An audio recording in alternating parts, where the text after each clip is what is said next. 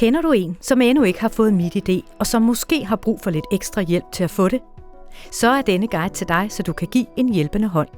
Guiden fortæller, hvordan man nu kan bruge sit danske, grønlandske og færøske pas og MitID-appen til at få MitID. Det betyder, at man kan få MitID hjemmefra i ro og mag, uden for eksempel at skulle i borgerservice. Det tager cirka 10 minutter. Den du hjælper skal have et pas med dette symbol på forsiden. Det betyder, at chippen i passet kan scannes. I dette eksempel viser vi, hvordan man kan bruge et dansk pas til at få MitID med MitID-appen. I skal bruge en telefon, der kan scanne passet. I dette eksempel bruger I den telefon, som tilhører den du hjælper, da den godt kan scanne passet. Hent MitID-app i App Store eller Google Play og åbn den. Vælg pas eller ID-kort. I skal igennem i alt 4 overordnede trin. Først skal den du hjælper acceptere vilkår og betingelser og læse privatlivspolitik. Derefter skal I bekræfte identiteten på den du hjælper. Det gør I ved at scanne personens pas på 2 forskellige måder med MitID-appen, og til sidst scanne personens ansigt. Det er for at sikre, at den, der skal have MitID, er den samme, som ejer passet. I skal nu svare på, hvor passet er fra. Nu skal I scanne en kode fra passet. I kan se en video af, hvordan I gør. Åbn passet på siden med personens pasfoto. Tryk på knappen Scan kode i MitID-appen. Vend telefonen vandret. Placer telefonen indtil koden fra passet er i det nederste felt. Nu er I klar til at scanne koden fra passet. Koden står nederst på siden med billedet. I kan også taste koden ind manuelt. Når den nederste kode er scannet, kommer der et flueben, og telefonen vibrerer.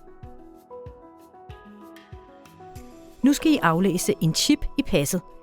I kan se en video af, hvordan I gør. Chippen sidder skjult inde i passets forside. Hvis telefonen har et cover, skal I fjerne dette. Placer toppen af telefonen halvt inde på passets forside. Så er I klar til at aflæse passets chip. Tryk nu på knappen Aflæs chip i MitID-appen og start scanningen.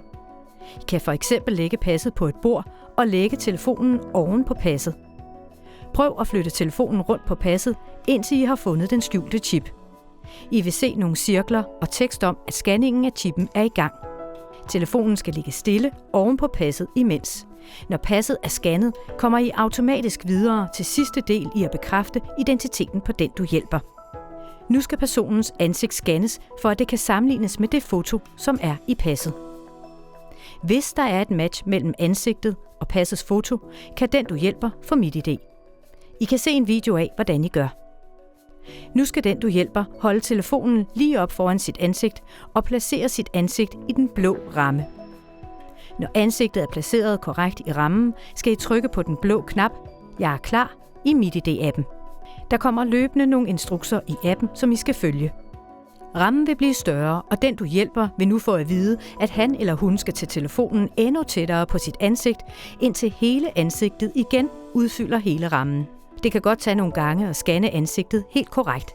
Det kan godt være lidt svært for dig, der hjælper, at se skærmen og instruktionerne undervejs, fordi skærmen skal ret tæt på personens ansigt. Så alternativt kan I lave scanningen ved, at du holder og styrer telefonen, når ansigtet skal scannes.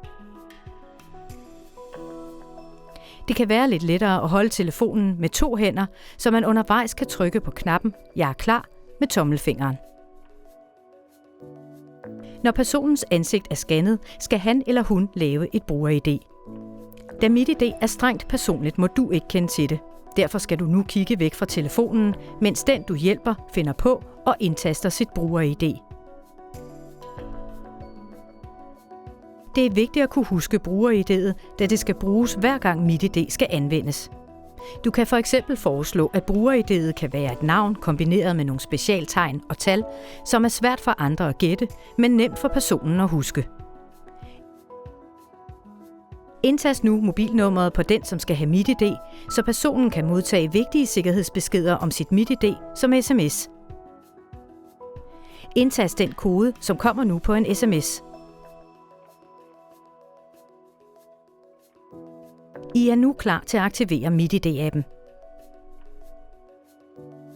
Vær opmærksom på, at du ikke må se hverken bruger-ID eller den personlige PIN-kode.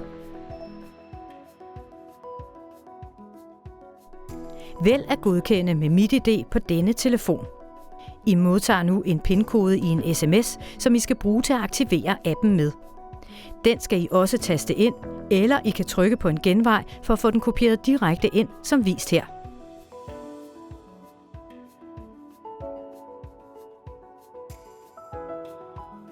Den, du hjælper, skal nu vælge sin egen personlige PIN-kode. Derfor skal du nu kigge væk, mens den, du hjælper, finder på og indtaster sin personlige PIN-kode 2 gange. Det er vigtigt at kunne huske PIN-koden, da den skal bruges hver gang, man skal godkende noget med sin MitID-app. Den, du hjælper, kan også vælge at bruge fingeraftryk eller ansigtsgenkendelse. Det vælges bagefter, ligesom accept af notifikationer. På den måde kan den, du hjælper, modtage vigtige beskeder om MitID. Kig væk, mens den, du hjælper, får vist sit bruger-ID i appen. Tryk derefter på Næste, og du har nu hjulpet en til at få MitID. Tak for din hjælp. Du kan også se en video om, hvordan du hjælper en person, som ikke selv har en telefon, som kan scanne passets chip. Se link her eller i beskrivelsen til denne video.